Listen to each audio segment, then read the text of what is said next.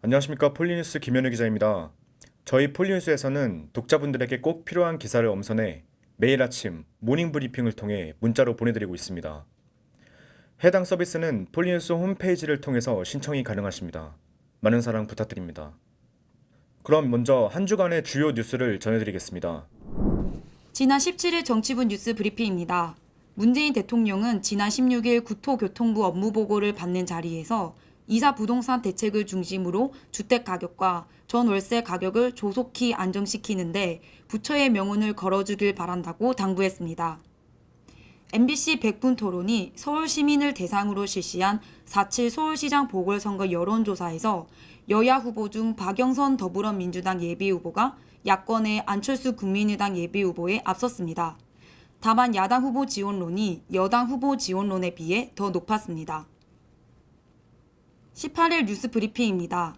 더불어민주당 최고위원인 수원시장 염태영 시장은 김능구의 전국진단 인터뷰에서 여당 내 차기 대선주자 관전 포인트로 이재명 지사의 개인기, 이낙연 대표의 진중함, 그리고 정세균 총리의 경륜 등이 새로운 시대의 요구를 맞출 수 있느냐가 관전 포인트라고 말했습니다.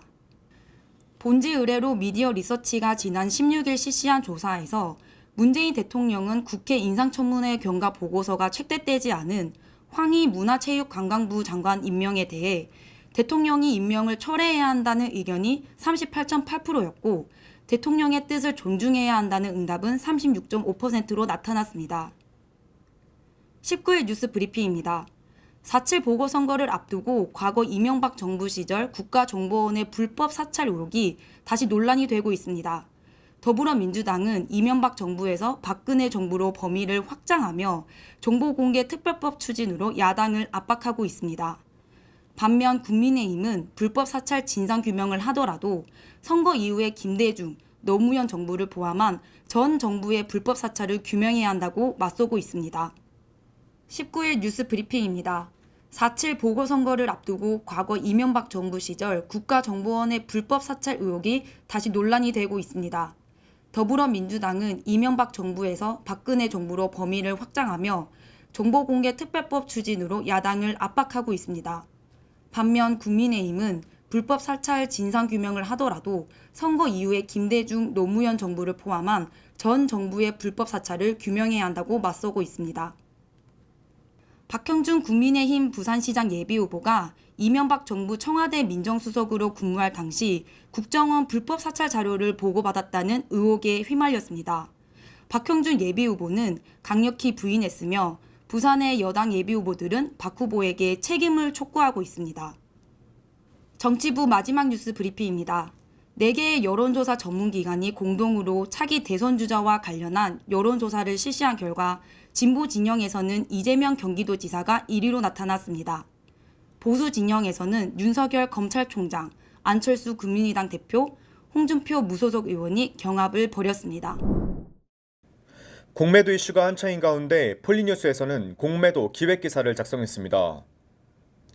공매도의 기본 개념부터 무엇이 문제인지 또 타 국가의 공매도는 우리와 어떻게 다른지를 알아봤습니다. 18일 경제부 뉴스입니다.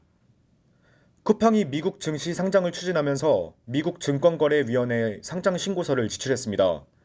이에 따라 월스트리트 저널은 쿠팡의 기업 가치가 한화 55조 원에 이를 것으로 분석했습니다. 쿠팡이 한국 증시가 아닌 미국 증시를 선택한 이유에 대해서도 알아봤습니다. 다음은 카드뉴스 소식입니다. 지난 2008년 금융위기 당시 수출 중소기업들이 줄도선을 초래한 키코 사태에 대해 짚어봤습니다. 최근 12년 만에 보상 움직임이 보인다는 주장이 제기되었습니다. 키코 사태의 실마리가 풀릴지 귀추가 주목되고 있습니다.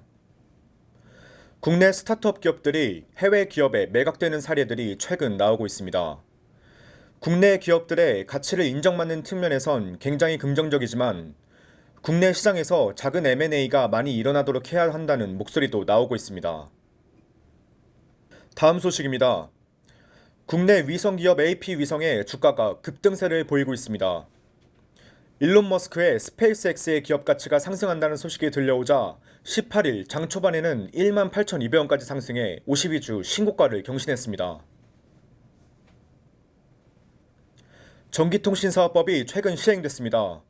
일명 넷플릭스법이라고 불리는 이 법안은 OTT 플랫폼 서비스 이용자가 많아지면서 과도한 트래픽 발생을 안정적으로 유지하게끔 위무를 부과할 수 있도록 하는 법안입니다. 망사업자의 위무를 통신사업자에게도 부과하게 되는 문제점이 제기되고 있습니다.